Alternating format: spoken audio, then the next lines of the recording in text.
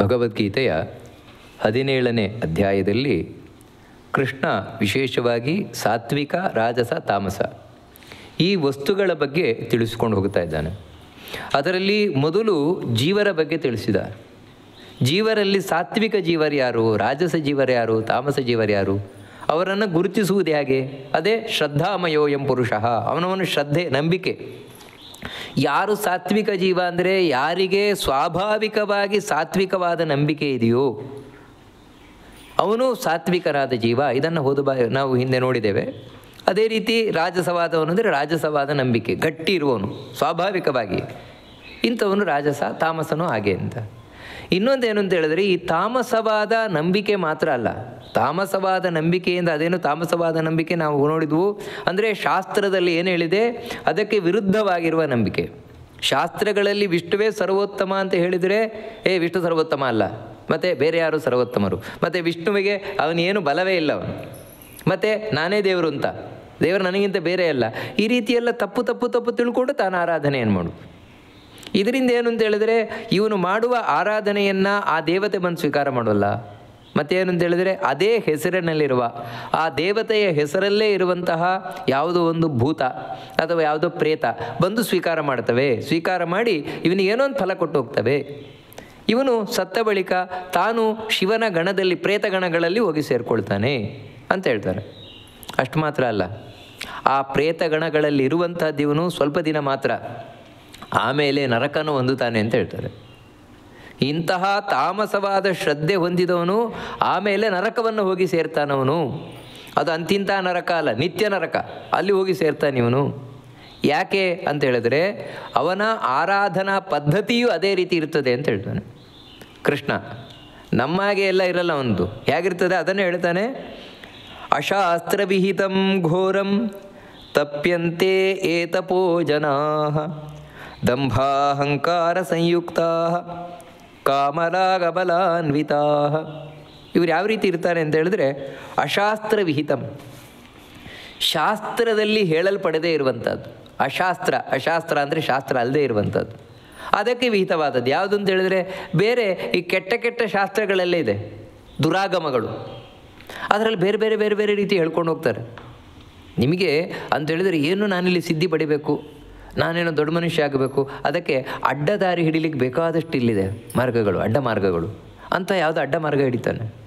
ಅಡ್ಡ ಮಾರ್ಗವನ್ನು ಹಿಡಿದು ಯಾವುದೋ ನಗ್ನ ದೇವತೆಯನ್ನು ಪೂಜೆ ಮಾಡುವುದು, ಅಥವಾ ಅಶ್ಲೀಲವಾದ ದೇವತೆಯನ್ನು ಪೂಜೆ ಮಾಡುವುದು, ಅಥವಾ ತಪ್ಪು ಇನ್ನೇನೋ ತಿಳುವಳಿಕೆಯಿಂದ ಏನೋ ಒಂದು ರೀತಿ ಆರಾಧನೆಯೇ ಬೇರೆ ರೀತಿ.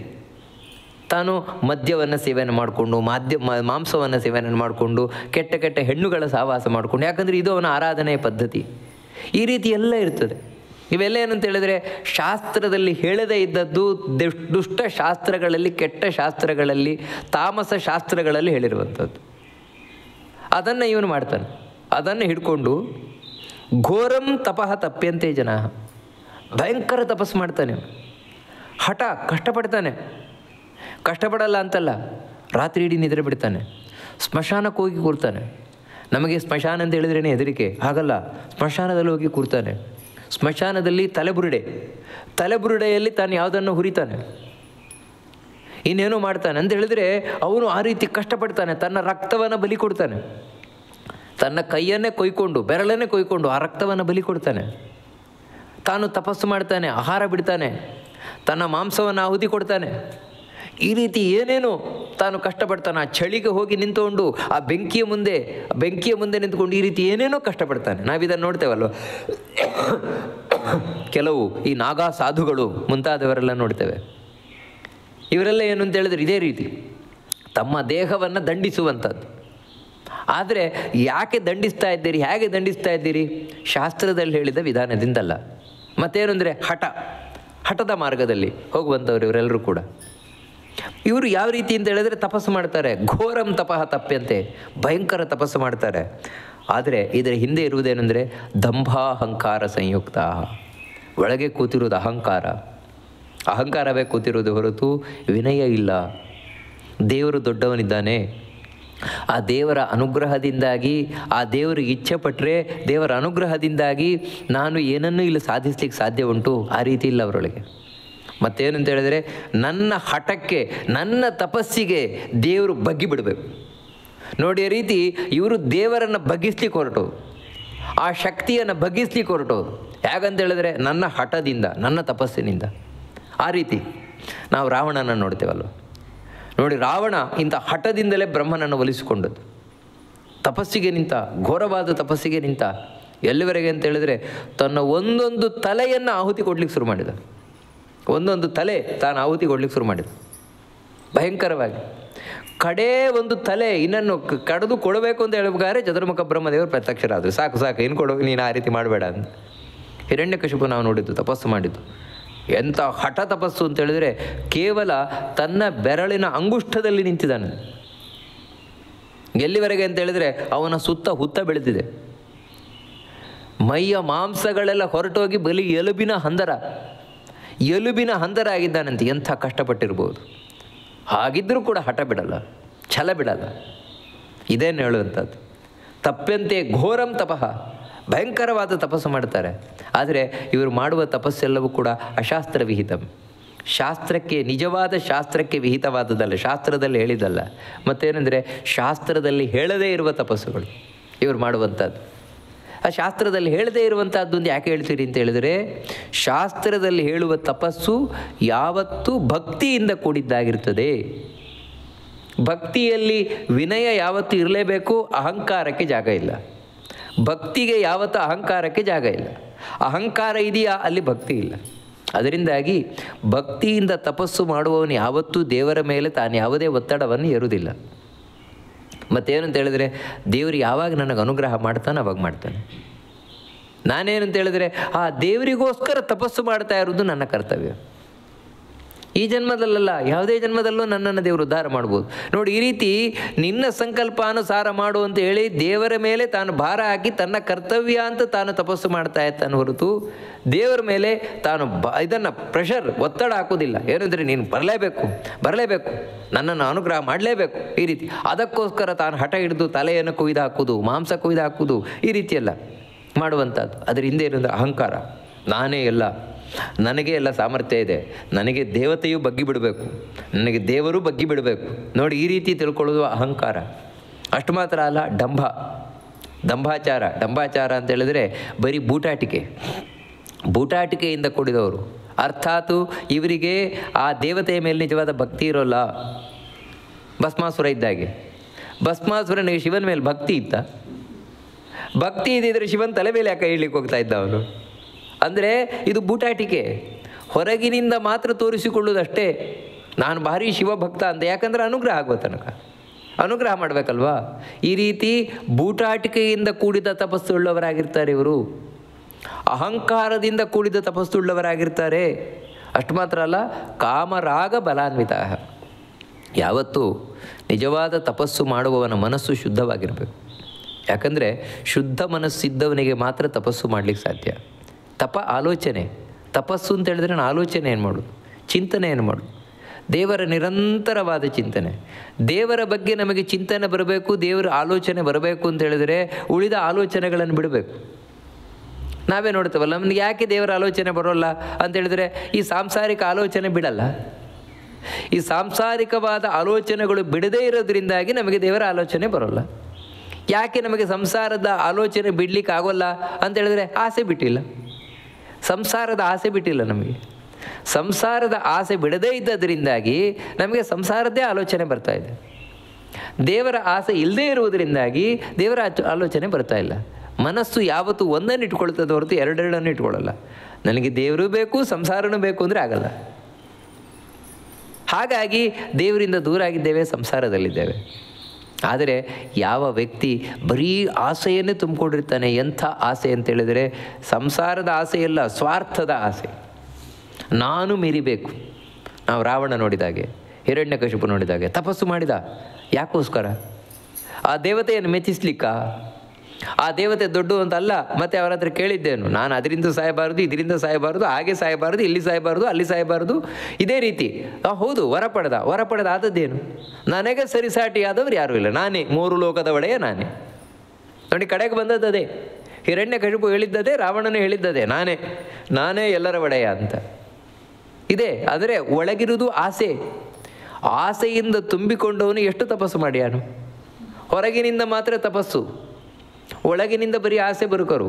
ಅಷ್ಟು ಮಾತ್ರ ಅಲ್ಲ, ರಾಗ ಬಲಾನ್ವಿತಾಹ ಅಂತ. ರಾಗ ವಾಸ್ತವಿಕವಾಗಿ ಕಾಮ ರಾಗ ಎರಡೂ ಒಂದೇ ಕಾಣ್ಬೋದು, ಇಲ್ಲ ವ್ಯತ್ಯಾಸ ಇದೆ. ಕಾಮ ಅಂತ ಹೇಳಿದ್ರೆ ಆಸೆಗಳು, ನಾನಾ ವಿಧವಾದ ಆಸೆಗಳನ್ನು ಒಳಗೆ ತುಂಬಿಕೊಂಡವನು. ನಾನು ಮೂರು ಲೋಕದ ಒಡೆಯನಾಗಿಬಿಡ್ತೇನೆ, ಎಲ್ಲ ದೇವತೆಗಳನ್ನು ಕಾಡಲ್ಲಿ ಕಾಲಡಿಯಲ್ಲಿ ಇಟ್ಕೊಂಡ್ಬಿಡ್ತೇನೆ, ನಾನು ಅಂಥವರನ್ನು ಹಾಗೆ ಮಾಡ್ತೇನೆ, ಹೀಗೆ ಮಾಡ್ತೇನೆ, ಈ ರೀತಿ. ರಾಗ ಅಂತ ಹೇಳಿದರೆ ಏನು ಅಂತ ಹೇಳಿದ್ರೆ, ರಾಗ ಅಂತ ಹೇಳಿದರೆ ಯಾವುದು ನಿಜವಾಗಲೂ ತನಗೆ ಒಳ್ಳೆಯದಲ್ವೋ ಅದರಲ್ಲಿ ಒಳ್ಳೆಯದು ಎನ್ನುವ ಭ್ರಮೆ.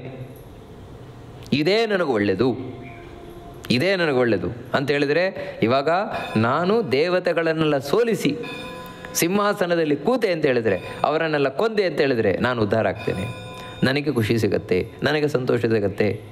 ಇವಾಗ ರಾವಣ ಎಣಿಸಿದಾಗೆ ಸೀತೆಯನ್ನು ಕದ್ಕೊಂಡು ಬಂದೆ ಅಂತ ಹೇಳಿದರೆ ನಾನು ರಾಮನನ್ನೇ ಗೆದ್ದ ಹಾಗೆ. ನೋಡಿ, ಇದು ಭ್ರಮೆ.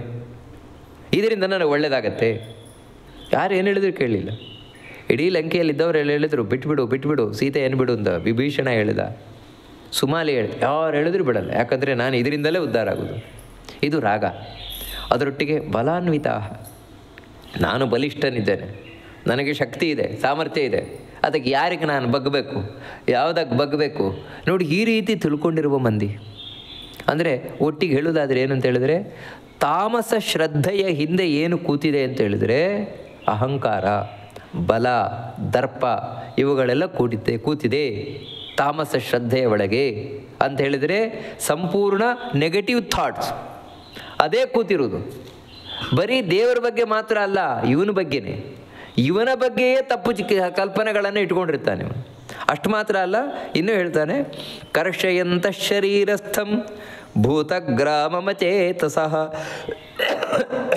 ಮಾಂ ಚೈವಾಂತ ಶರೀರಸ್ಥಂ ತಾನ್ ವಿದ್ಯಾಸುರ ನಿಶ್ಚಯಾನು. ಇವರು ತಮಗೆ ಮಾತ್ರ ಮೋಸ ಮಾಡಿಕೊಳ್ತಾ ಇಲ್ಲ, ಜಗತ್ತಿಗೆ ಮೋಸ ಮಾಡ್ತಾ ಇರುವುದಲ್ಲ. ಮತ್ತು ಶರೀರಸ್ಥಂ ಭೂತಗ್ರಾಮಂ ಕರ್ಷಯಂತಹ ಅಚೇತಸಃ.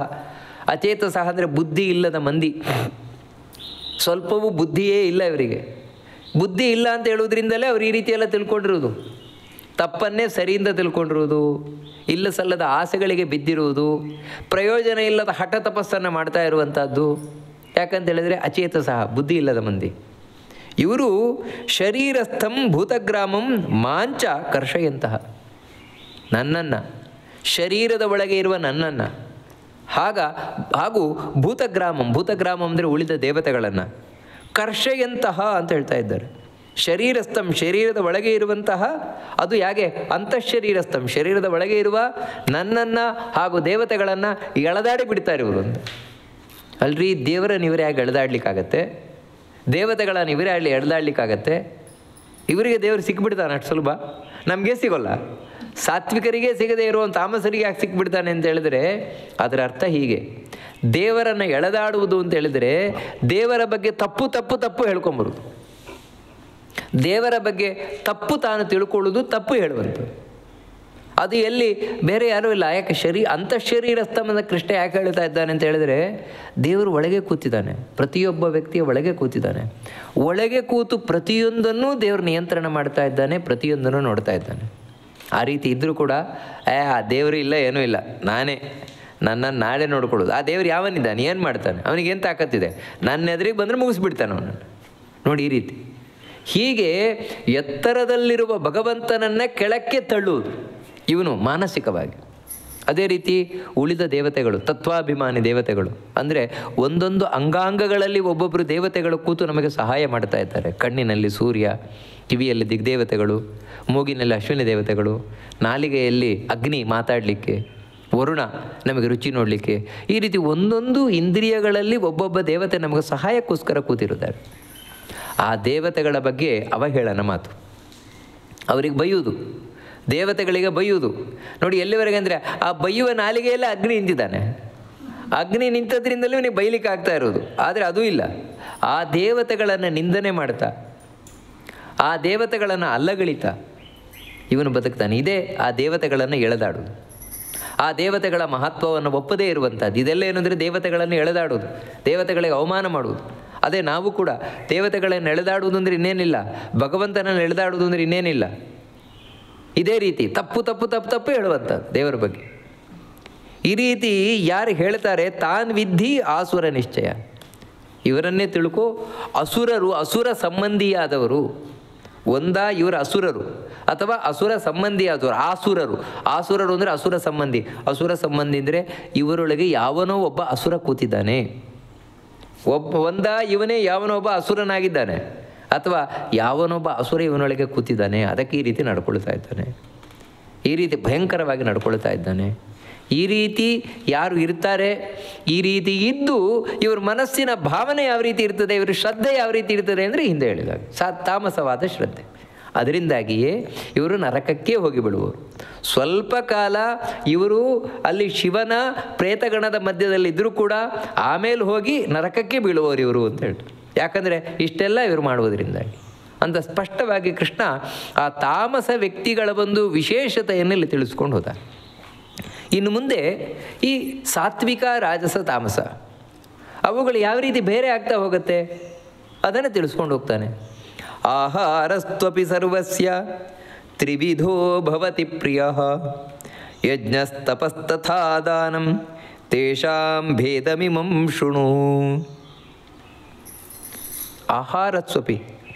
ಆಹಾರಸ್ತು ಅಪಿ ಸರ್ವಸ್ಯ ತ್ರಿವಿಧೋ ಭವತಿ ಪ್ರಿಯ. ಆಹಾರವೂ ಕೂಡ ಸರ್ವಸ್ಯ ಎಲ್ರಿಗೂ ಕೂಡ. ಯಾಕಂದರೆ ಎಲ್ಲ ವ್ಯಕ್ತಿಗೂ ಆಹಾರ ಅನ್ನೋದು ಬೇಕೇ ಬೇಕು.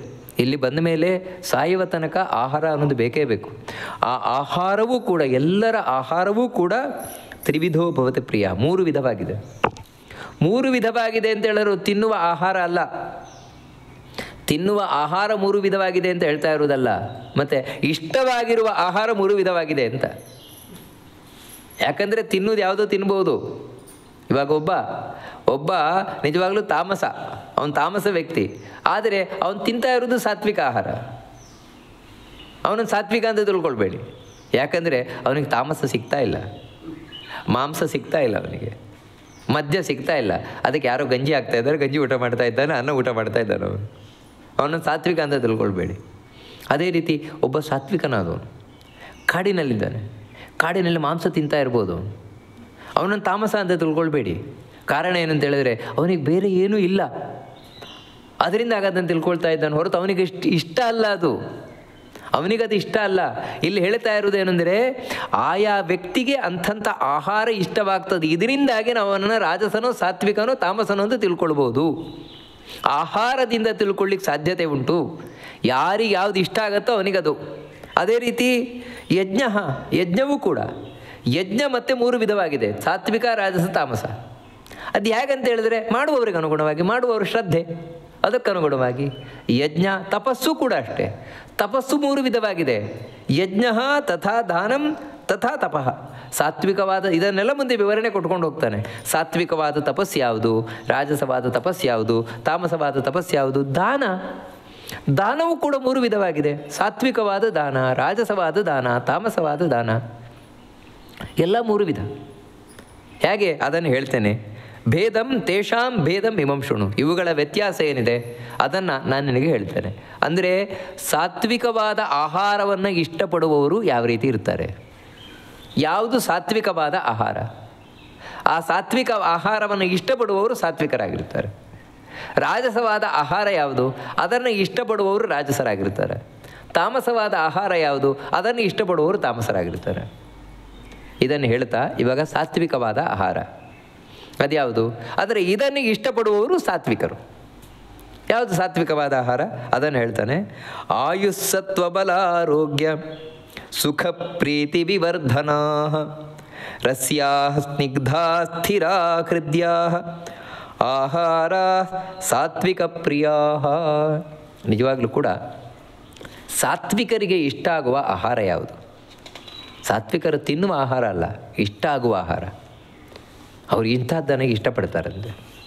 ಎಂಥ ಆಹಾರ ಅಂತ ಹೇಳಿದ್ರೆ ಸಾತ್ವಿಕವಾದ ಆಹಾರ ಅಂದರೆ ಯಾವುದಾಗಿರುತ್ತೆ ಅಂದರೆ ನಾವಾಗೆ ಯಾವುದು ಹೆಚ್ಚು ಖಾರ ಇರುವುದಿಲ್ಲ ಇಂಥದ್ದೆಲ್ಲ, ಹಾಗಲ್ಲ. ನಿಜವಾಗಿಯೂ ಕೂಡ ಒಬ್ಬ ಸಾತ್ವಿಕನಾದ ವ್ಯಕ್ತಿ ಅವನು ಏನನ್ನು ಇಷ್ಟಪಡ್ತಾನೆ ಅಂತ ಹೇಳಿದ್ರೆ ಮೊದಲು ಅವನು ಇಷ್ಟಪಡುವುದು ಆಯುಹು, ಅಂದರೆ ಯಾವುದು ನನ್ನ ಆಯುಷ್ಯವನ್ನು ಹೆಚ್ಚು ಮಾಡ್ತದೋ ಅಂಥ ಆಹಾರ ನನಗೆ ಬೇಕು, ಅದನ್ನು ಅವನು ಇಷ್ಟಪಡೋದು. ಆಯುಷ್ಯವನ್ನು ಹೆಚ್ಚು ಮಾಡುವ ಆಹಾರ ಆಯುಹು. ಎರಡದೇನೆಂತ ಹೇಳಿದ್ರೆ ಸತ್ವಂ, ಅಂದರೆ ಸಾತ್ವಿಕವಾದ ಆಹಾರ, ಅದನ್ನು ಅವನು ಇಷ್ಟಪಡ್ತಾನೆ. ಅಂದರೆ ಸಾತ್ವಿಕವಾದ ಆಹಾರ ಅಂತ ಹೇಳಿದರೆ ಯಾವುದು ಅಂತ ಹೇಳಿದರೆ, ಯಾವುದು ನಮಗೆ ಮನಸ್ಸು ಬುದ್ಧಿಯನ್ನು ಶುದ್ಧ ಮಾಡ್ತದೋ ಅಂಥ ಆಹಾರ. ಯಾಕಂತ ಹೇಳಿದರೆ ಉಪನಿಷತ್ತು ಹೇಳ್ತದೆ, ಅನ್ನಮಶಿಧಂ ತ್ರೇಧಾ ವಿಧೀಯತೆ. ನಾವು ತಿನ್ನುವ ಅನ್ನ, ಯಾವುದೇ ಒಂದು ಆಹಾರ 3 ಭಾಗ ಆಗ್ತದೆ ಅಂತ ಒಳಗೋದ್ಮೇಲೆ ಅದರಲ್ಲಿ ಒಂದು ಭಾಗ ದೇಹಕ್ಕೆ ಬಲವನ್ನು ಕೊಡ್ಲಿಕ್ಕೆ ಹೋಗುತ್ತಂತೆ, ಅದೇ ನಾವು ಎನರ್ಜಿ ಅದಕ್ಕೆ ಹೋಗುತ್ತೆ. ಇನ್ನೊಂದು ಭಾಗ ಮಲವಾಗಿ ಹೊರಟು ಹೋಗುತ್ತೆ, ಮಲವಾಗಿ ಒಂದು ಭಾಗ ಹೋಗ್ತದೆ. ಒಂದು ಭಾಗ ದೇಹಕ್ಕೆ ಶಕ್ತಿಪ್ರದವಾಗ್ತದೆ, ಇನ್ನೊಂದು ಭಾಗ ಅದೇ ಸೂಕ್ಷ್ಮವಾದ ಭಾಗ ಅದೇ ಮನಸ್ಸಾಗತ್ತೆ ಅಂತ ಹೇಳೋದು. ಅದಕ್ಕೆ ತಿನ್ನುವ ಆಹಾರಕ್ಕನುಗುಣವಾಗಿ ಮನಸ್ಸು. ನೀವು ಒಳ್ಳೆಯ ಆಹಾರ ತಿಂದ್ರ ಒಳ್ಳೆ ಮನಸ್ಸು, ಕೆಟ್ಟ ಆಹಾರ ತಿಂದ್ರ ಕೆಟ್ಟ ಮನಸ್ಸು. ಈ ರೀತಿ ಆಹಾರಕ್ಕನುಗುಣವಾಗಿ ಮನುಷ್ಯನ ಮನಸ್ಸಿರ್ತದೆ. ಇದನ್ನು ತಿಳ್ಕೊಂಡಂತಹ ವ್ಯಕ್ತಿ ಅವನು ಎಂಥ ಆಹಾರ ಇಷ್ಟಪಡ್ತಾನೆ ಅಂತ ಹೇಳಿದರೆ, ಯಾವ ಆಹಾರದಿಂದಾಗಿ ನನಗೆ ಮನಸ್ಸು ಶುದ್ಧವಾಗಬೇಕು, ಮನಸ್ಸು ದೇವರಲ್ಲಿ ನಿಲ್ಲಬೇಕು ಅಂಥ ಆಹಾರ ಬೇಕು. ಅದೇ ದೇವರಿಗೆ ನೈವೇದ್ಯವನ್ನು ಮಾಡಿದ ಆಹಾರ, ಶುದ್ಧವಾದವರು ತಯಾರು ಮಾಡಿದ ಆಹಾರ. ನೋಡಿ, ಇದನ್ನು ಸದ್ವೃತ್ತ ಅಂತ ಚರಕ ಸಂಹಿತೆ ಅದು ಬಹಳ ಸ್ಪಷ್ಟ ಹೇಳ್ತದೆ. ನೀವು ಆಹಾರವನ್ನು ಸ್ವೀಕಾರ ಮಾಡಬೇಕಾದ್ರೆ ಅದರ ಮೇಲೆ ಎಷ್ಟು ಇನ್ಫ್ಲೂಯೆನ್ಸ್ ಆಗಿರ್ತದೆ ಅಂತ ಹೇಳಿದರೆ, ಮಾಡುವವರು, ಅಡಿಗೆ ಮಾಡುವವರು ಎಂಥ ಮನಸ್ಸಿನಿಂದ ಮಾಡ್ತಾರೋ ಅದು ಆ ಆಹಾರದ ಮೇಲೆ ಪರಿಣಾಮ ಆಗುತ್ತೆ. ಬಳಸುವವರು ಯಾವ ರೀತಿ ಬಳಸ್ತಾರೋ ಅದು ಆ ಆಹಾರದ ಮೇಲೆ ಪರಿಣಾಮ. ಅಂದರೆ ಅವಳು ಒಳ್ಳೆ ಮನಸ್ಸಿನಿಂದ ಬಳಸಿದರೆ ಅದು ನಿಮ್ಮ ಮೇಲೆ ಒಳ್ಳೆ ಪರಿಣಾಮ ಆಗ್ತದೆ. ಇಲ್ಲ ಅವರು ಕೆಟ್ಟ ಮನಸ್ಸಿನಿಂದ ಬಳಸಿದ್ರೆ ನಿಮ್ಮ ಮೇಲೆ ಅದರ ದುಷ್ಪರಿಣಾಮ ಉಂಟಾಗ್ಬೋದು. ನೀನು ಊಟ ಮಾಡಬೇಕಾದ್ರೆ ನೋಡುವವರು, ಊಟವನ್ನು ನೋಡುವವರು, ಅವರ ಮನಸ್ಸು ಯಾವ ರೀತಿ ಇರ್ತದೆ ಅದು ನಿನ್ನ ಮೇಲೆ ಪರಿಣಾಮ ಆಗುತ್ತೆ. ಇನ್ನು ಊಟ ಮಾಡಬೇಕಾದ್ರೆ ನೀನು ಯಾವ ರೀತಿ ಇದೆಯಾ, ನಿನ್ನ ಮನಸ್ಸು ಯಾವ ರೀತಿ ಇದೆ ಅದು ಪರಿಣಾಮ ಉಂಟು ಮಾಡ್ತದೆ. ನೋಡಿ, ಇಷ್ಟೆಲ್ಲ ಒಂದು ಆಹಾರದ ಮೇಲೆ ಪರಿಣಾಮ ಉಂಟು ಮಾಡ್ತದೆ, ಕೆಟ್ಟದ್ದು ಒಳ್ಳೆಯದು. ಅದಕ್ಕಾಗಿ ಹೇಳುವಂಥದ್ದು, ನಾವು ಊಟ ಮಾಡಬೇಕಾದ್ರೆ ದುಷ್ಟರು ನೋಡಬಾರ್ದು, ಕೆಟ್ಟವರು ನೋಡಬಾರ್ದು. ಯಾಕಂದರೆ ಅವರು ಕೆಟ್ಟ ದೃಷ್ಟಿಯಿಂದ ನೋಡ್ತಾರೆ. ಕೆಟ್ಟ ದೃಷ್ಟಿಯಿಂದ ನೋಡಿದರೆ ಅದರಲ್ಲೂ ಕೂಡ ವಿಶೇಷವಾಗಿ ಸಣ್ಣ ಮಕ್ಕಳಿಗೆ, ಬಾಣಂತಿಯರಿಗೆಲ್ಲ ಸಾರ್ವಜನಿಕವಾಗಿ ಹಾಕೋದೇ ಇಲ್ಲ. ಕಾರಣ ಏನಂದರೆ ಇದೆ, ಯಾರಾದರೂ ನೋಡಿಬಿಟ್ರೆ ಅವ್ರ ಕಣ್ಣಾಗ್ಬಿಟ್ರೆ. ಯಾಕಂದರೆ ಇದು ಪರಿಣಾಮವನ್ನುಂಟು ಮಾಡುತ್ತದೆ ಆಹಾರದ ಮೇಲೆ. ನಾವು ಇದನ್ನೆಲ್ಲ ಗಮನಿಸ್ಲಿಕ್ಕೆ ಹೋಗೋಲ್ಲ. ಇದೇನು ಮಾಡುತ್ತೆ ಅಂದರೆ ನೇರವಾಗಿ ಇಂಥದ್ದು ಶರೀರವಾದ ಶಕ್ತಿಯಲ್ಲಿ ಯಾವುದೇ ವ್ಯತ್ಯಾಸ ಉಂಟು ಮಾಡೋದಿಲ್ಲ. ಮತ್ತೇನೆಂದರೆ ಮನಸ್ಸಿನ ಮೇಲೆ ದುಷ್ಪರಿಣಾಮ ಉಂಟು ಮಾಡೋದು, ಇವೆಲ್ಲವೂ ಕೂಡ. ಅದಕ್ಕೋಸ್ಕರ ಒಬ್ಬ ಸಾತ್ವಿಕನಾದವನು ಎಂಥ ಆಹಾರವನ್ನು ಇಷ್ಟಪಡ್ತಾನೆ ಅಂತ ಹೇಳಿದರೆ, ಈ ರೀತಿ ನನ್ನ ಮನಸ್ಸು ಬುದ್ಧಿಯನ್ನು ಒಳ್ಳೆಯದನ್ನು ಮಾಡುವ ಆಹಾರ ನನಗೆ ಬೇಕು, ಅದನ್ನು ಇಷ್ಟಪಡ್ತಾನಂತೆ. ಸತ್ವ. ಮೂರನೆಯದ್ದೇನು ಅಂತ ಹೇಳಿದ್ರೆ ಬಲೋಪೇತಂ. ಆಯು ಸತ್ವ ಬಲೋಪೇತಂ, ಬಲದಿಂದ ಕೂಡಿದ್ದು. ಬಲದಿಂದ ಕೂಡಿದ್ದು ಅಂತ ಹೇಳಿದರೆ ದೈಹಿಕವಾದ ಬಲ. ನಾವು ತಿನ್ನುವ ಆಹಾರದಿಂದ ದೈಹಿಕವಾದ ಶಕ್ತಿಯು ನಮಗೆ ಬರಬೇಕು, ಅಂಥ ಆಹಾರ ತಿನ್ನಬೇಕು. ಹೊರತು ಏನು ಶಕ್ತಿಯೇ ಇಲ್ಲದೆ ಇರುವಂಥದ್ದು ಕರಿದದ್ದು ಹುರಿದದ್ದು ತಿನ್ನೋದು, ಏನು ಅದರಲ್ಲಿ ಏನು ಶಕ್ತಿ ಇರಲ್ಲ. ಮತ್ತೇನಂದರೆ ಬಾಯಿ ರುಚಿ ಅಷ್ಟೇ, ಬಾಯಿ ರುಚಿಗೆ ಅಷ್ಟೇ ಹೊರತು ಏನು ಶಕ್ತಿ ಇರೋಲ್ಲ, ಅಂಥದ್ದಲ್ಲ. ಮತ್ತು ನಾವು ತಿನ್ನುವ ಆಹಾರ, ಮತ್ತು ಇನ್ನೊಂದೇನೆಂದರೆ ಆಹಾರ ತಿನ್ನೋದು ಸ್ವಲ್ಪ ಆಗಿದ್ರೂ ಕೂಡ ಅದರಿಂದ ನಮಗೆ ದೇಹಕ್ಕೆ ಬರುವ ಶಕ್ತಿ ಹೆಚ್ಚಾಗಿರಬೇಕು. ಇಂಥ ಆಹಾರಗಳು ಅದನ್ನು ಅವನು ಇಷ್ಟಪಡ್ತಾನಂತೆ. ಮತ್ತೇನೆಂದರೆ ಆರೋಗ್ಯವರ್ಧನಂ, ಆರೋಗ್ಯ ಸುಖ ಪ್ರೀತಿ ವಿವರ್ಧನ. ಇವೆಲ್ಲ ಏನಂತ ಹೇಳಿದರೆ ಇದನ್ನು ಹೆಚ್ಚು ಮಾಡುವಂಥದ್ದು, ಬಲವನ್ನು ಹೆಚ್ಚು ಮಾಡುವುದು, ಒಳ್ಳೆಯತನವನ್ನು ಹೆಚ್ಚು ಮಾಡುವುದು, ಆಯುಷ್ಯವನ್ನು ಹೆಚ್ಚು ಮಾಡುವುದು. ಅಷ್ಟು ಮಾತ್ರ ಅಲ್ಲ, ಆರೋಗ್ಯವನ್ನು ಹೆಚ್ಚು ಮಾಡುವುದು. ನಮ್ಮ ಆರೋಗ್ಯವನ್ನು ಹೆಚ್ಚು ಮಾಡುವ ಆಹಾರವನ್ನು ಇಷ್ಟಪಡ್ತಾರಂತೆ. ನೋಡಿ, ಅದರಿಂದಾಗಿ ಸಾತ್ವಿಕರಾದವರು ಬಾಯಿ ರುಚಿಗೆ ಬೆಲೆ ಕೊಡಲ್ಲ. ಯಾಕಂದರೆ ನಾವಿವತ್ತು ಬಾಯಿ ರುಚಿಗೆ ಬೆಲೆ ಕೊಟ್ಟು ಇದಕ್ಕೆಲ್ಲ ಮಹತ್ವ ಕೊಡ್ತಾ ಇಲ್ಲ. ಅದರಿಂದ ಆಯುಷ್ಯ ಹೆಚ್ಚಾಗತ್ತೋ, ಆರೋಗ್ಯ ಹೆಚ್ಚಾಗತ್ತೋ, ಬುದ್ಧಿ ಒಳ್ಳೆಯದಾಗತ್ತಾ ಏನೂ ನೋಡಲ್ಲ ನಮಗೆ. ಮತ್ತೇನೆಂದರೆ ನಾಲಿಗೆಗೊಂದು ರುಚಿ ಆದರೆ ಸರಿ, ಇಷ್ಟೇ ನಾವು ನೋಡೋದು. ಅದಕ್ಕೆ ಯಾಕೆ ಬೇಕಾದ್ರೆ ಇಡ್ಬೋದು, ಶುದ್ಧಿಯೋ ಅಶುದ್ಧಿಯೋ ಏನೂ ನೋಡದೆ ತಿಂತಾ ಇರ್ತೇವೆ ನಾವು. ಆದರೆ ಯಾವತ್ತೂ ಸಾತ್ವಿಕರದ್ದು ಯಾವುದನ್ನು ನೋಡಲ್ಲ, ಅವರು ರುಚಿ ನೋಡಲ್ಲ, ನೋಡೋದು ಈ ಅಂಶಗಳನ್ನು. ಮತ್ತು ಇನ್ನೊಂದು ಯಾವುದು ಅಂತ ಹೇಳಿದರೆ ಅವರು ಸುಖವನ್ನು ತಂದುಕೊಡುವ ಆಹಾರ. ಸುಖವನ್ನು ತಂದುಕೊಡುವ ಆಹಾರ ಅಂತ ಹೇಳಿದರೆ, ನಾವು ಒಮ್ಮೆ ಆಹಾರವನ್ನು ಸ್ವೀಕಾರ ಮಾಡಿದರೆ ತುಂಬ ಸಮಯದ ತನಕ ಖುಷಿಯಾಗಿರಬೇಕಂತೆ. ಆ ರೀತಿ ಇರಬೇಕಂತೆ.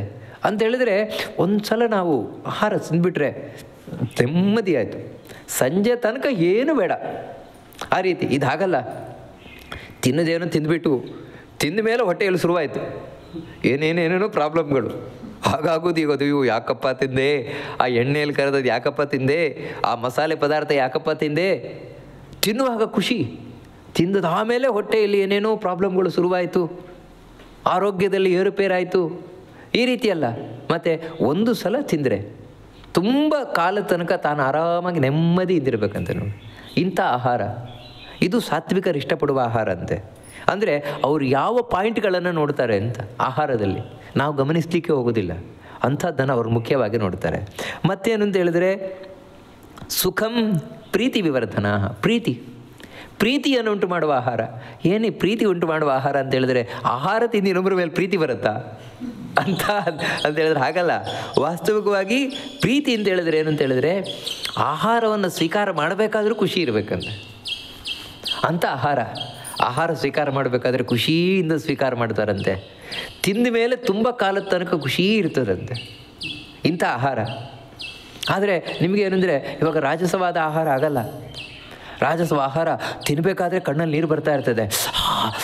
ಅಂತ ಹೇಳಿದ್ರೆ ಅಷ್ಟು ಖಾರ, ಕಣ್ಣಲ್ಲಿ ನೀರು, ಹಾಗಿದ್ರೂ ಕೂಡ ತಿನ್ನೋದು ಬಿಡಲ್ಲ. ಅಂದರೆ ಇದು ರಾಜಸವಾದ ತಾಮಸವಾದ ಆಹಾರಗಳು ಆ ರೀತಿಯಾಗಿರ್ತದೆ. ಆದರೆ ಸಾತ್ವಿಕವಾದದ್ದು ಆಹಾರ ಅಲ್ಲ. ಮತ್ತು ತಿನ್ನುವಾಗ ರುಚಿಯಾಗಿರ್ತದೆ, ಎಲ್ಲ ಇಂದ್ರಿಯಗಳಿಗೂ ರುಚಿ. ಅಂದರೆ ಕಣ್ಣಿಗೆ ನೋಡಲಿಕ್ಕೆ ಚೆಂದ ಇರ್ತದೆ ನೋಡಿ. ಅದಕ್ಕೆ ಏನು ಹೇಳ್ತಾರೆ ಅಂದರೆ ಭಾವಶುದ್ಧ ಪದಾರ್ಥ ಅಂತ. ನೋಡಿದ್ರೇ ಖುಷಿ ಕೊಡಬೇಕಂತೆ, ಆ ರೀತಿ ಇರಬೇಕಂತೆ. ಅದು ಬಿಟ್ಟು ತುಂಬ ಕೆಂಪಾಗಿರೋದು ಅಥವಾ ಅದು ಎಲ್ಲ ಅಡಿ ಅಂದರೆ ಅದರದ್ದು ಎಲ್ಲ ಸೀದು ಹೋಗಿರುವಂತಹ ಪದಾರ್ಥಗಳು, ಅದನ್ನು ನೋಡಿದ್ರೇ ಅಸಹ್ಯ ಆಗಬೇಕು ಅಂಥ ಆಹಾರಗಳಲ್ಲ. ಅಂದರೆ ನೋಡಿದರೆ ಖುಷಿ ತಂದು ಕೊಡಬೇಕು.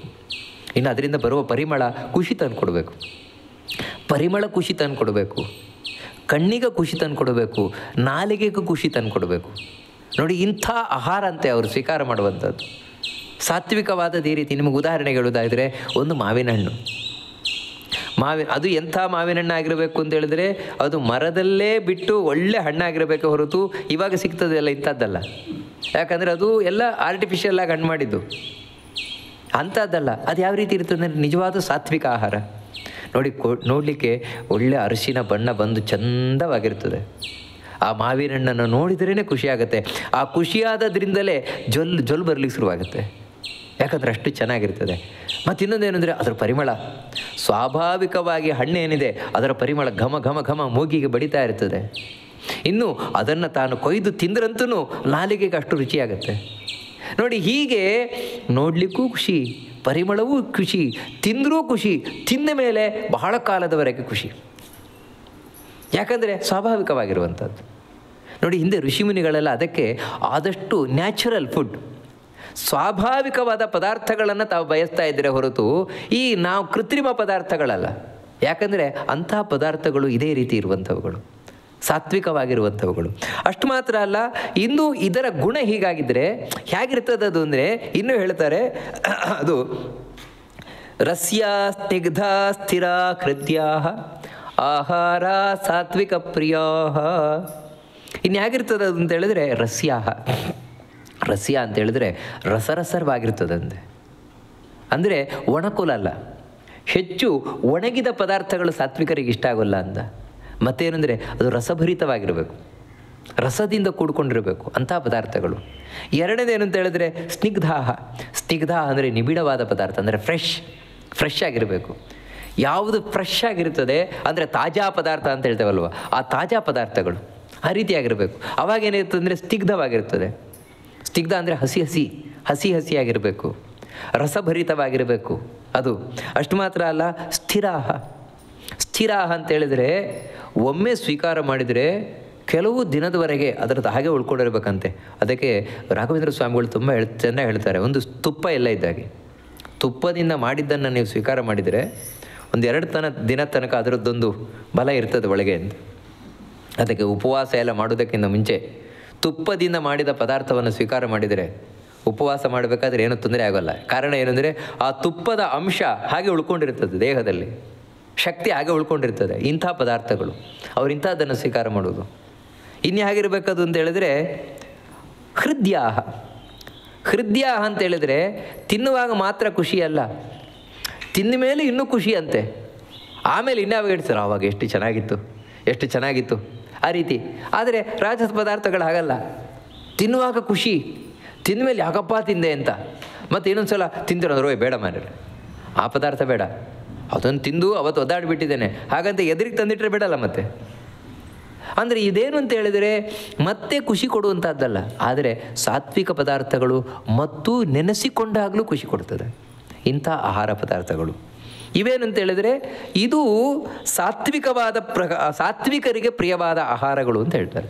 ಇವೆಲ್ಲ ಸಾತ್ವಿಕರ ಪ್ರಿಯವಾದ ಆಹಾರಗಳು. ಇಲ್ಲಿ ನಾವು ಗಮನಿಸಬೇಕಾದದ್ದು ಏನಂತ ಹೇಳಿದರೆ ಇಲ್ಲೆಲ್ಲ ಕೆಲವಿದೆ. ಇವಾಗ ರಸ್ಯ ಅಂತ ಹೇಳಿದರು, ರಸಭರಿತವಾದ ಆಹಾರ. ಆದರೆ ಕೆಲವೊಂದು ರಸಭರಿತವಾದದ್ದಲ್ಲ, ಒಣಗಿದ್ದು. ನಿಮಗೆ ಹೇಳಬೇಕಾದ್ರೆ ಇವಾಗ ಒಣಶುಂಠಿಯ ಒಂದು ಪುಡಿ ಇದೆ, ಇದು ರಸ್ಯ ಅಲ್ಲ, ರಸಭರಿತವಾದದ್ದಲ್ಲ. ಇವಾಗ ಇದನ್ನು ಸಾತ್ವಿಕ ಅಂತ ಹೇಳೋದು, ರಾಜಸ ಅಂತ ಹೇಳೋದು, ತಾಮಸ ಅಂತ ಹೇಳೋದು. ಅದಕ್ಕೆ ಏನು ಹೇಳ್ತಾರೆ, ಇದೆ ಮಧ್ವಾಚಾರ್ಯರು ತುಂಬ ಹೇಳ್ತಾರೆ, ಚೆನ್ನಾಗಿ ಹೇಳ್ತಾರೆ. ಆ ಶುಂಠಿಯ ಪುಡಿ ಏನಿದೆ ಇದು ಆರೋಗ್ಯಕ್ಕೆ ಅಭಿವೃದ್ಧಿಯನ್ನು ಮಾಡುವುದು. ಹಿಂದೆ ಹೇಳಿದ್ನಲ್ವ, ಆಯುಸ್ಸತ್ವ ಬಲ ಆರೋಗ್ಯ ಸುಖ ಪ್ರೀತಿ ವಿವರ್ಧನ ಅಂತ. ಆ ರೀತಿ ಒಂದೊಮ್ಮೆ ಅದು ಒಣಗಿದ್ದರೂ ಕೂಡ ಆಯುಷ್ಯವನ್ನು ಅಭಿವೃದ್ಧಿ ಮಾಡ್ತದೆ ಅಂತ ಹೇಳಿದರೆ, ಆರೋಗ್ಯವನ್ನು ಅಭಿವೃದ್ಧಿ ಮಾಡ್ತದೆ ಅಂತ ಹೇಳಿದ ಪಕ್ಷದಲ್ಲಿ ಆಗ ಅದನ್ನು ಸಾತ್ವಿಕ ಪ್ರಿಯವಾದದ್ದು ಅಂತ ತಿಳ್ಕೊಳ್ಬೇಕಾದದ್ದು ಅಂತ ಹೇಳಿದ್ರು. ಅಥವಾ ಇನ್ನೊಂದೇನಂತ ಹೇಳಿದರೆ ಇವಾಗ ರಸ್ಯಾಹ ಸ್ನಿಗ್ಧಾಹ ಅಂದರೆ ಫ್ರೆಶ್ ಇರಬೇಕು ಅಂತ. ಫ್ರೆಶ್ ಇಲ್ಲದೆ ಇರುವಂಥದ್ದು. ನಿಮಗೆ ಉದಾಹರಣೆಗೆ ಇವಾಗ ನೆಲ್ಲಿಕಾಯನ್ನು ಒಣಗಿಸಿ ಅದರ ಪುಡಿ ಮಾಡಿಟ್ಕೊಳ್ತಾರೆ. ವಾಸ್ತವಿಕವಾಗಿ ಅದೇನು ನಿಮಗೆ ಫ್ರೆಶ್ ಇಲ್ಲ ಅದು. ಹಾಗಿದ್ದರೂ ಕೂಡ ಅದರಿಂದ ಆರೋಗ್ಯ ಅಭಿವೃದ್ಧಿ ಆಗ್ತದೆ, ಆಯುಷ್ಯ ಅಭಿವೃದ್ಧಿ ಆಗ್ತದೆ, ಮನಸ್ಸು ಶುದ್ಧವಾಗುತ್ತೆ. ಇಂಥ ಅಂಶಗಳು, ಈ ಸಾತ್ವಿಕವಾದ ಅಂಶಗಳು ಅದರಲ್ಲಿದೆ ಅಂತ ಹೇಳಿದ್ರೆ ಅದು ಸಾತ್ವಿಕವಾದ ಆಹಾರ ಅಂತಲೇ ಅರ್ಥ. ಅದೇ ರಸಭರಿತವಾದ ಆಹಾರ. ರಸವಾಗಿದೆ.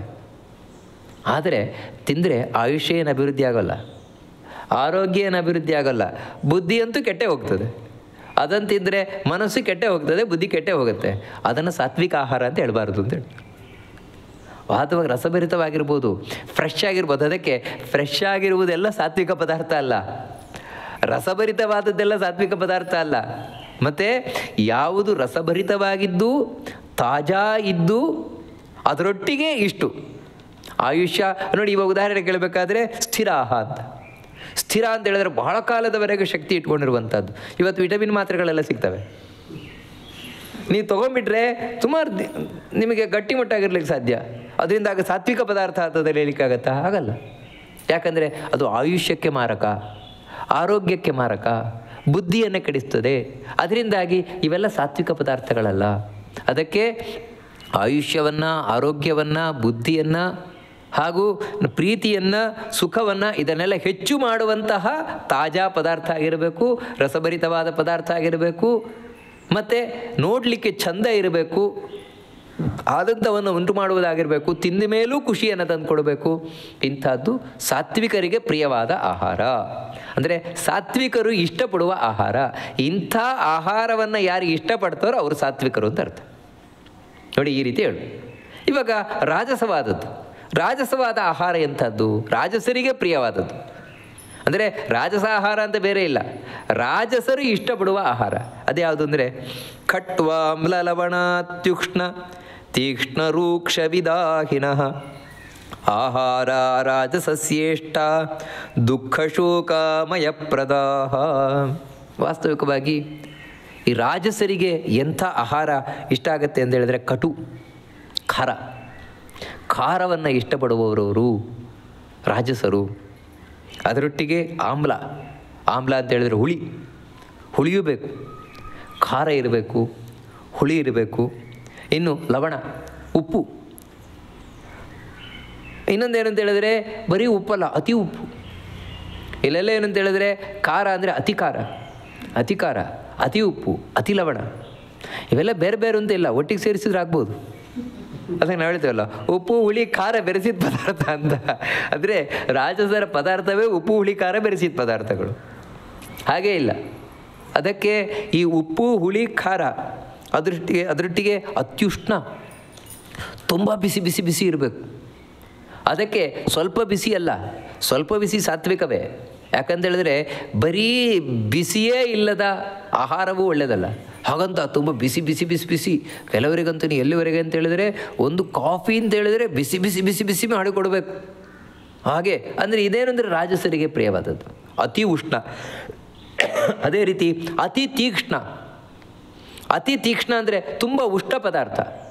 ತುಂಬ ಉಷ್ಣ ಪದಾರ್ಥ ಅಂದರೆ ಬಿಸಿ ಅಂತಲ್ಲ, ಮತ್ತೇನೆಂದರೆ ಅದರ ಸ್ವಭಾವ ಉಷ್ಣ. ಅದನ್ನು ನೀವು ಸ್ವೀಕಾರ ಮಾಡಿಬಿಟ್ರಿ ಅಂತ ಹೇಳಿದರೆ ನಿಮ್ಮ ದೇಹದಲ್ಲಿ ಉಷ್ಣದ ಅಂಶ ಹೆಚ್ಚಾಗಿಬಿಡ್ತದೆ. ಉದಾಹರಣೆಗೆ ಸಾಸಿವೆ ಮುಂತಾದವುಗಳಿದ್ದಾಗೆ ಸಾಸಿವೆ ನಮ್ಮ ದೇಹದಲ್ಲಿ ಉಷ್ಣಾಂಶವನ್ನು ಹೆಚ್ಚು ಮಾಡಲಿಕ್ಕೆ ಬಹಳ ಮುಖ್ಯವಾದದ್ದು. ಅದಕ್ಕೆ ನೀವು ನೋಡ್ಬೋದು ಆ ಕಡೆ ಹಿಮಾಲಯದಲ್ಲೆಲ್ಲ ಸಾಸಿವೆ ಎಣ್ಣೆಗೆ ಹೆಚ್ಚು ಉಪಯೋಗ ಮಾಡೋದು. ಇಂಥದ್ದವರು ಇಷ್ಟಪಡ್ತಾರೆ ಹೆಚ್ಚು ಅಂತ ಹೇಳ್ತಾರೆ. ಮತ್ತು ಎಂಥದ್ದು ಅಂದರೆ ರೂಕ್ಷ ಪದಾರ್ಥ.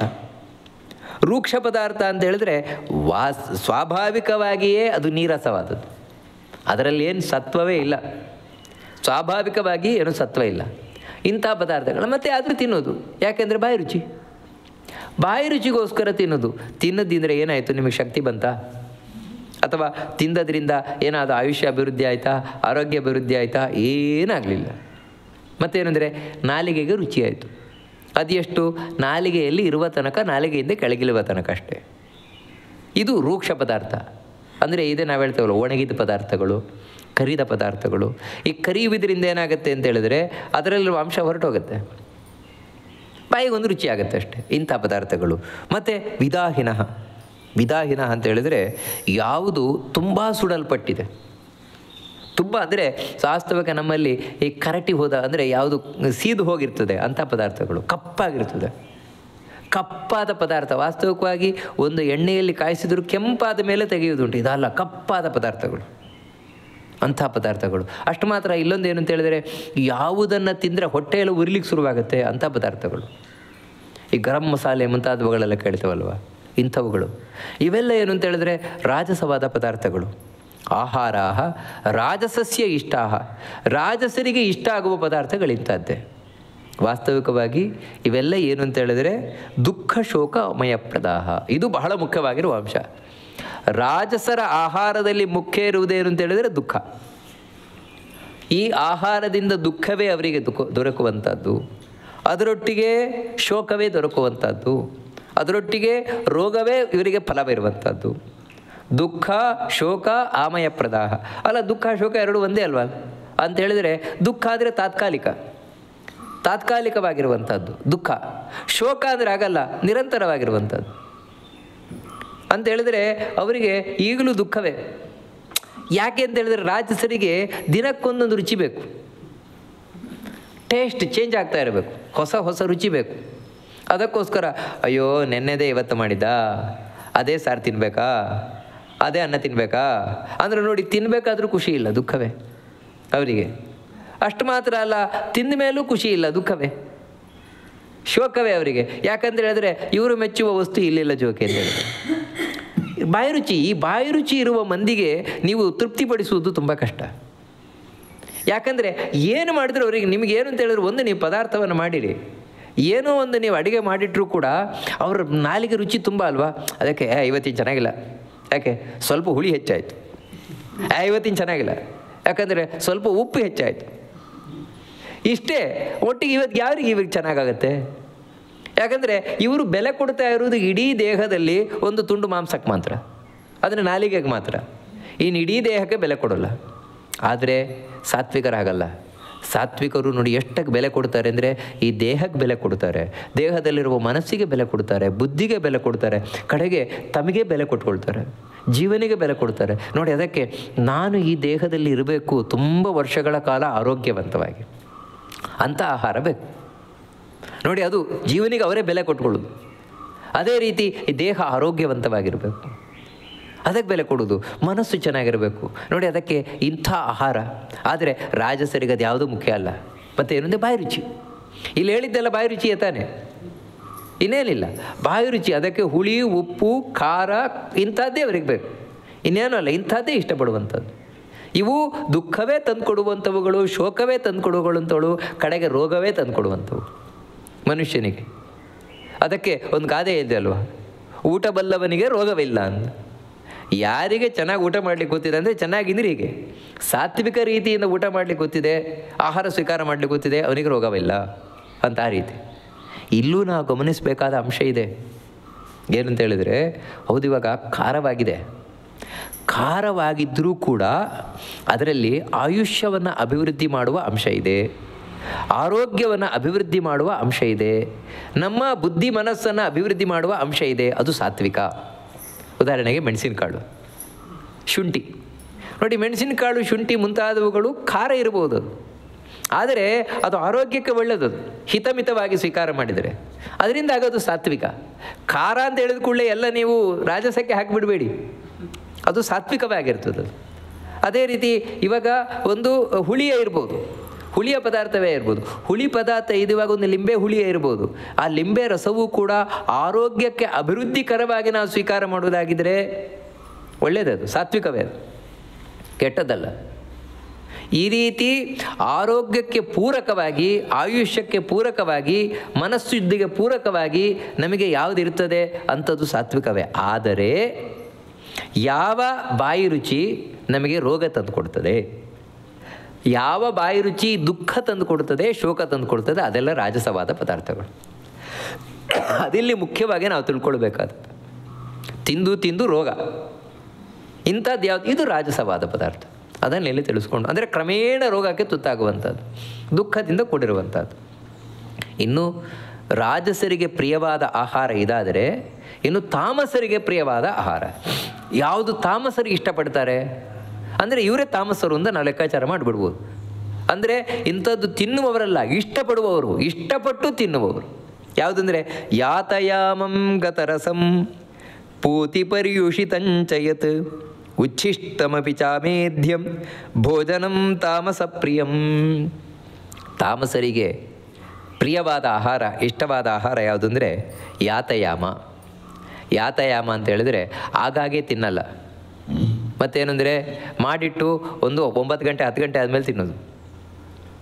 ಅಂದರೆ ಇವತ್ತು ಮಾಡಿಟ್ಟು ನಾಳೆ ತಿಂಗಳಾದಮೇಲೆ ತಿನ್ನೋದು. ನೋಡಿ, ಇಂಥ ಪದಾರ್ಥಗಳೇನಿದೆ ಇದು ತಾಮಸವಾದ ಆಹಾರ. ಯಾತಯಾಮ ಅಂದರೆ 3 ಗಂಟೆಗೆ ಒಂದು ಯಾಮ ಅಂತ ಕರೆಯೋದು. ಅದಕ್ಕೆ ಯಾವತ್ತೂ ಆಹಾರವನ್ನು ಮಾಡಿ 3 ಗಂಟೆ ಒಳಗೆ ಸ್ವೀಕಾರ ಮಾಡಬೇಕು ಅಂತ ಹೇಳ್ತಾನೆ ಕೆಲವು ಆಹಾರಗಳು.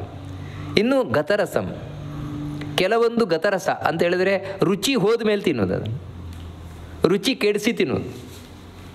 ಅದೇ ಈ ಮದ್ಯ ಅಂದರೆ ಹಾಗೆ ಅಲ್ವಾ. ಮದ್ಯ ಅಂದರೆ ಅದನ್ನು ಕೊಳಿಬೇಕದು, ಕೊಳ್ತು ಕೊಳ್ತು ಕೊಳ್ತು ಕೊಳ್ತು ಅದರ ರಸ ಎಲ್ಲ ಹೊರಟೋಗಿ ಇನ್ನೊಂದು ಯಾವುದೋ ರಸ ಬಂದು ಸೇರಿಕೊಳ್ಬೇಕು ಅದರಲ್ಲಿ. ಅದನ್ನು ಮತ್ತೆ ಸೋಸಿ ಎಲ್ಲ ಮಾಡಿ ಕುಡಿಯೋದು. ಬರೀ ದ್ರಾಕ್ಷಿ ಏನಿದೆ, ಆ ದ್ರಾಕ್ಷಿಯ ರಸವನ್ನು ಹಾಗೆ ಇಟ್ಟರೆ ನಮಗಾಗಲ್ಲ. ಮತ್ತೇನೆಂದರೆ ಆ ದ್ರಾಕ್ಷಿಯ ರಸವನ್ನು ಕೊಳಿಸಬೇಕು, ಕೊಳ್ತು ಕೊಳ್ತು ಕೊಳ್ತು ಅದನ್ನು ಮತ್ತೆ ಸೋಸಬೇಕು, ಅದೇ ವೈನ್ ಅಂತ ಕುಡಿಯೋದು. ಅದನ್ನು ನೋಡಿ, ಹೀಗೆ ಇದು ತಾಮಸ ಪದಾರ್ಥ. ಗತರಸಂ, ಅದರ ಗತರಸ ಅಂದರೆ ನಾವು ತಿಳ್ಕೊಳ್ಬೇಕಾದದ್ದು ಏನಂದರೆ, ಯಾತಯಾಮ ಅಂತ ಹೇಳಿದ ಕೂಡಲೇ ಹಾಗಿದ್ರೆ ನಾವು ಸ್ವೀಟ್ ತಿನ್ನಲಿಕ್ಕೆ ಇಲ್ಲರಿ. ಹಾಗಾದರೆ ಮನೆಯಲ್ಲಿ ಇವಾಗ ಸ್ವೀಟು ಖಾರ ಮಾಡಿರ್ತಾರೆ, ಮಾಡಿಟ್ಟು ಇವತ್ತಿನ ಮಾಡಿ ನಾಳೆ ಕೊಡ್ತಾರೆ, ನಾಳೆ ತಿಂತೇವೆ ನಾವು. ನಿಮ್ಮ ಪ್ರಕಾರ ತಿನ್ನಲಿಕ್ಕಿಲ್ಲ ಅಂತ ಹೇಳಿದರೆ, ಅದಕ್ಕೆ ಇಲ್ಲಿ ನಾವು ತಿಳ್ಕೊಳ್ಬೇಕಾದದ್ದು ಏನಂದರೆ, ಕೆಲವೊಂದು ಪದಾರ್ಥಗಳು ಯಾತಯಾಮ. ಇವಾಗ ಅನ್ನ ಸಾರು ಮುಂತಾದವುಗಳೇನೆಂದರೆ ಇದೆಲ್ಲ ಫ್ರೆಶ್ ಆಗಿ ಸ್ವೀಕಾರ ಮಾಡಬೇಕು ನಾವು. ಕಾರಣ ಏನು ಅಂತ ಹೇಳಿದ್ರೆ, ಇದು ಕೆಲವು ಗಂಟೆ ಆದಮೇಲೆ ತಮ್ಮ ಮೂಲ ಸತ್ವವನ್ನು ಕಳ್ಕೊಳ್ತವೆ, ಇವುಗಳು ಹಾಳಾಗುತ್ತವೆ, ಇವುಗಳು ಹಳಸಿ ಹೋಗ್ತವೆ. ನಾವು ನೋಡ್ತೇವೆ ಇದನ್ನು. ಅದಕ್ಕೆ ಇಂಥವುಗಳನ್ನು ಆ ಕಾಲದಲ್ಲೇ ಸ್ವೀಕಾರ ಮಾಡಬೇಕು. ಅದರ ರುಚಿ ಹೊರಟೋಗುವುದಕ್ಕಿಂತ ಮುಂಚೆಯೇ ನಾವು ಸ್ವೀಕಾರ ಮಾಡಬೇಕು. ಇನ್ನು ಉಳಿದದ್ದೇನಿದೆ, ಇವಾಗ ನಾವು ತುಪ್ಪದಿಂದ ಮಾಡಿದ ಸ್ವೀಟ್ಗಳಿರ್ಬೋದು, ಅಥವಾ ಈ ಭಕ್ಷ್ಯ ಭೋಜ್ಯಗಳು ಮುಂತಾದವುಗಳಿರ್ಬೋದು, ಅದನ್ನು ನಾವು ಒಂದು 10 ದಿನ 15 ದಿನ ಇಟ್ಕೊಳ್ತು ತಿಂತೇವೆ.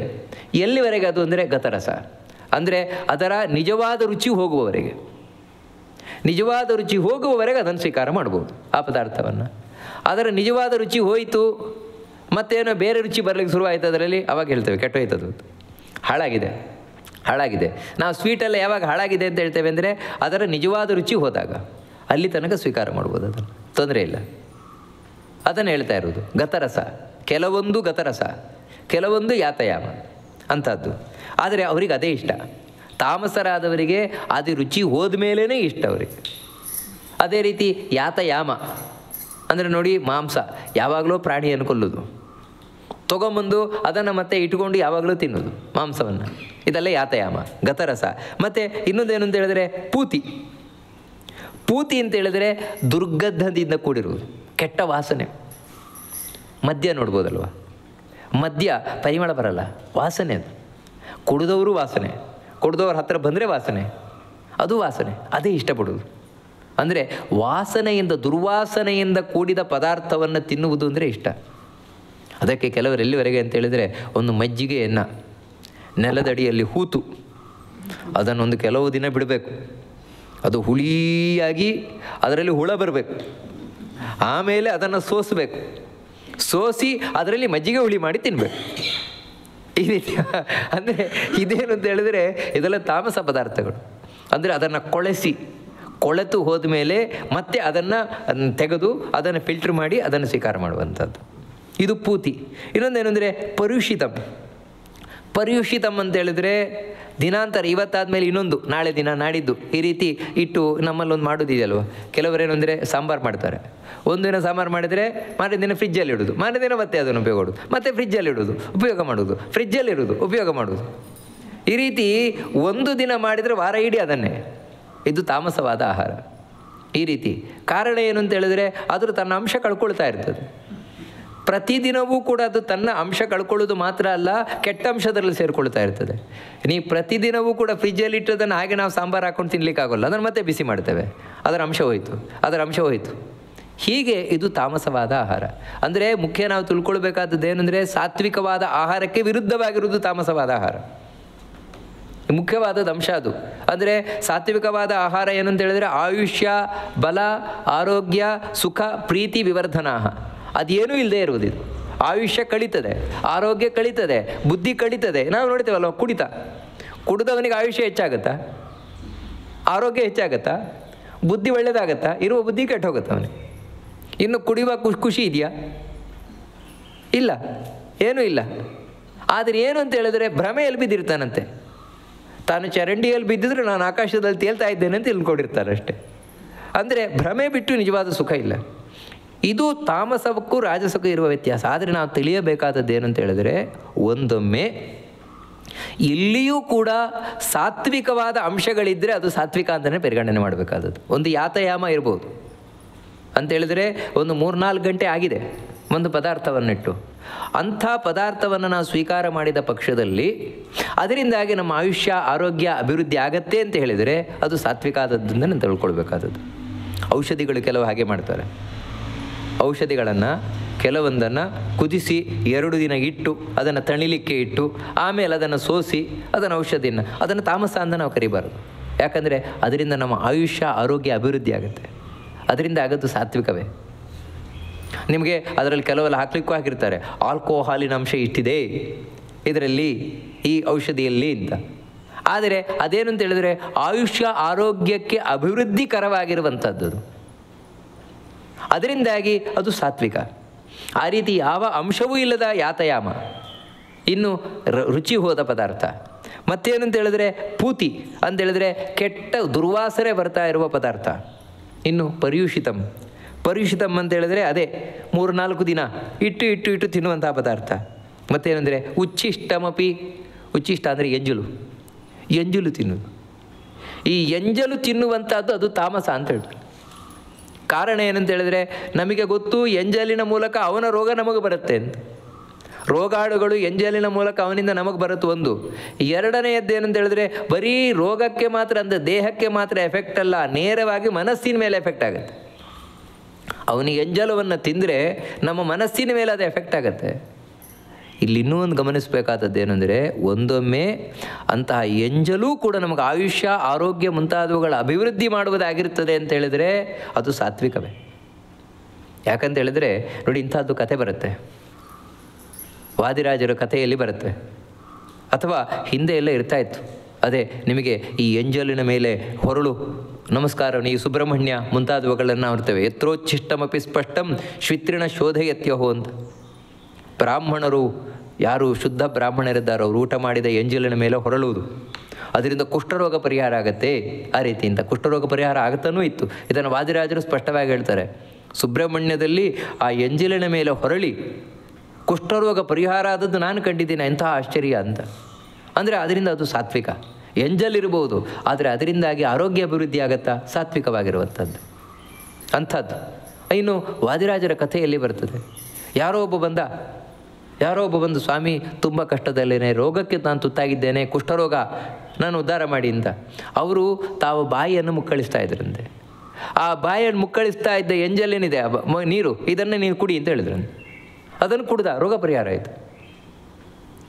ಕಾರಣ ಏನಂತ ಹೇಳಿದ್ರೆ ಯಾವಾಗಲೂ ಮಂತ್ರವನ್ನು ಹೇಳುವ ಬಾಯದು, ದೇವರ ಸ್ತೋತ್ರ ಮಂತ್ರ ಅದನ್ನೇ ಹೇಳುವ ಬಾಯದು. ಅದರಿಂದಾಗಿ ಆ ಎಂಜಲಿಗೂ ಅಷ್ಟು ಶಕ್ತಿ. ಹೀಗೆ ಒಂದೊಮ್ಮೆ ಆ ಎಂಜಲಿನಿಂದಾಗಿ ಆರೋಗ್ಯ, ಆಯುಷ್ಯ, ಬುದ್ಧಿ ಮುಂತಾದವುಗಳೆಲ್ಲ ಹೆಚ್ಚಾಗತ್ತಾ? ಅದು ಒಳ್ಳೆಯದೇ. ಆ ರೀತಿ ಏನೂ ಇಲ್ಲ. ಮತ್ತು ಬುದ್ಧಿ ಕೆಡಿಸ್ತದೆ, ಆರೋಗ್ಯ ಕೆಡಿಸ್ತದೆ, ಮನಸ್ಸು ಕೆಡಿಸ್ತದೆ. ಅಂಥ ಎಂಜಲು ಯಾವತ್ತೂ ಊಟ ಮಾಡಬಾರ್ದು. ಎಂಜಲಿನ ಊಟ ಯಾವತ್ತೂ ಸರಿಯಲ್ಲ. ಅಂದರೆ ಒಬ್ರಿಗೊಬ್ಬರು ಮುಟ್ಟಿಕೊಂಡು ಊಟ ಮಾಡುವುದು, ಅಥವಾ ಒಂದೇ ಟೇಬಲ್ 4 ಜನ ಕೂತು ಊಟವನ್ನು ಮಾಡುವಂಥದ್ದು, ಅಥವಾ ಅವರಿಗೆ ಹಾಕಿದ್ದನ್ನೇ ಇವನಿಗೆ ಅಂದರೆ ಮುಟ್ಟಿಸಿ ಇವೆಲ್ಲ ಏನಂದರೆ ಎಂಜಲಾಗುತ್ತೆ. ಇದೇನು ಅಂತ ಹೇಳಿದ್ರೆ ಅವನ ಮೇಲೆ ತಾಮಸ ಪರಿಣಾಮವನ್ನು ಉಂಟು ಮಾಡ್ತದೆ. ಇದು ತಾಮಸರಿಗೆ ಇಷ್ಟ ಇಂಥದ್ದೇ. ಒಂದೇ ತಟ್ಟೆಯಲ್ಲಿ 10 ಜನ ತಿನ್ನುವುದು, ಇದೇ ತಾಮಸರಿಗೆ ಇಷ್ಟವಾಗಿರುವಂಥದ್ದು. ಮತ್ತು ಅಮೇಧ್ಯಂ ಅಂತ ಹೇಳ್ತಾರೆ. ಉಚ್ಚಿಷ್ಟಮಪಿ ಚಾಮೇಧ್ಯಂ. ಅಮೇಧ್ಯವಾದ ಪದಾರ್ಥ ಅಂತ ಹೇಳಿದರೆ ಯಾವುದು ಅಪವಿತ್ರವಾದ ಪದಾರ್ಥ, ಮೈಲಿಗೆಯ ಪದಾರ್ಥ, ಶುದ್ಧಿ ಇಲ್ಲದ ಪದಾರ್ಥ ಅಂತೇಳಿದರೆ ಯಾವ ಪದಾರ್ಥವನ್ನು ತೊಳೆಯುವುದಿಲ್ಲ, ಯಾವ ಪದಾರ್ಥ ಶುದ್ಧ ಮಾಡಿಲ್ಲ, ಶುದ್ಧಿ ಇಲ್ಲ, ಮತ್ತು ಗಲೀಜಲ್ಲಿ ಬಿದ್ದಿದೆ, ಗಲೀಜಾಗಿದೆ ಅಂಥ ಗಲೀಜು ಪದಾರ್ಥವನ್ನೇ ತಿನ್ನು. ಅಪವಿತ್ರವಾದ ಪದಾರ್ಥ, ಮೈಲಿಗೆಯ ಪದಾರ್ಥ, ಮೈಲಿಗೆಯವರು ಮಾಡಿದ ಪದಾರ್ಥ. ಯಾರು ಮೈಲಿಗೆಯಲ್ಲಿದ್ದಾರೋ ಅಂದರೆ ಅಶುದ್ಧವಾಗಿದ್ದಾರೋ, ಅಶುದ್ಧವಾಗಿರುವವರು ಮಾಡಿದ ಪದಾರ್ಥ ಇದೇ ಇಷ್ಟ. ಅಂದರೆ ಇವೆಲ್ಲ ಏನು ಅಂತ ಹೇಳಿದ್ರೆ ಇಂಥ ಆಹಾರಗಳನ್ನು ತಿಂತಾರೆ ಅಂತಲ್ಲ, ಇಷ್ಟಪಟ್ಟು ತಿಂತಾರೆ ಅಂತ. ಇಂಥ ಆಹಾರಗಳನ್ನು ಯಾರು ಇಷ್ಟಪಟ್ಟು ತಿಂತಾರೆ ಇದು ತಾಮಸರಿಗೆ ಪ್ರಿಯ. ಅದಕ್ಕೆ ಭೋಜನಂ ತಾಮಸ ಪ್ರಿಯಂ. ಇಂತಹ ಭೋಜನ ತಾಮಸರಿಗೆ ಪ್ರಿಯವಾದದ್ದು. ಅಂದರೆ ಇದರಿಂದ ನಾವೇನೆಂದರೆ ಯಾರು ಸಾತ್ವಿಕರು, ಯಾರು ರಾಜಸರು, ಯಾರು ತಾಮಸರು ಅಂತ ತಿಳ್ಕೊಳ್ಬೋದು. ಅವರವ್ರಿಗೆ ಇಷ್ಟ, ಇದೇ ಅವ್ರಿಗೆ ಇಷ್ಟ. ಮತ್ತೇನೆಂದರೆ ಈ ಇಷ್ಟ ಅಂತ ಹೇಳುವಂಥದ್ದು 4 ದಿನ ಇದ್ದು ಹೋಗುವಂಥದ್ದಲ್ಲ, ಮತ್ತು ನಿರಂತರವಾಗಿ ಅವರಿಗೆ ಇದೇ ಇಷ್ಟ ಆಗಿರಬೇಕು. ಇವಾಗ ಒಬ್ಬ ಸಾತ್ವಿಕ ಅಂತ ಹೇಳಿದರೆ ಇಲ್ಲಿ ಏನು ಸಾತ್ವಿಕರಿಗೆ ಪ್ರಿಯವಾದ ಆಹಾರ ಏನಿದೆ ಅವನಿಗೆ ಸಣ್ಣಲ್ಲಿಂದ ಮುದುಕನಾಗುವ ತನಕ ಅದೇ ಇಷ್ಟ ಇರ್ತದೆ ಅವನಿಗೆ. ರಾಜಸ ಅಂತ ಹೇಳಿದರೆ ರಾಜಸನಿಗೆ ಸಣ್ಣಲ್ಲಿಂದ ಕಡೆ ತನಕ ಅದೇ ಇಷ್ಟ ಆಗಿರ್ತದೆ ಅವನಿಗೆ. ತಾಮಸ ಅಂತ ಹೇಳಿದ್ರೆ ತಾಮಸನಿಗೆ ಸಣ್ಣಲ್ಲಿಂದ ಕಡೆ ತನಕ ಇದೇ ಆಹಾರ ಇಷ್ಟ. ತಿನ್ನುವುದೇನು ತಿಂತಾ ಇದ್ದಾನೋ ಗೊತ್ತಿಲ್ಲ ಅವನು, ಆದರೆ ಇಷ್ಟ ಮಾತ್ರ ಅವನಿಗೆ ಇಂಥದ್ದೇ ಆಗಿರ್ತದೆ, ಅವನು ಅದೇ ಆಗಿರ್ತಾನೆ. ಒಂದು ಸಾತ್ವಿಕ ಇಲ್ಲ ರಾಜಸ ಇಲ್ಲ ತಾಮಸನಾಗಿರ್ತಾನೆ ಅಂತ ಕೃಷ್ಣ ತುಂಬ ಚಂದವಾಗಿ ಸಾತ್ವಿಕರು ರಾಜಸರು ತಾಮಸರೇ ಆಗಿರ್ತಾರೆ ತಿಳಿಸ್ಕೊಂಡು ಹೋಗ್ತಾನೆ. ಮುಂದೆ ಇನ್ನು ಬೇರೆ ಯಜ್ಞ ತಪಸ್ಸು ಮುಂತಾದವುಗಳೆಲ್ಲ 3 ವಿಧ ಯಾವ ರೀತಿ ತಿಳಿಸ್ತಾನೆ ಅದನ್ನು ಮುಂದೆ ನೋಡೋಣ. ಶ್ರೀಕೃಷ್ಣ ಅರ್ಪಣಮಸ್ತು.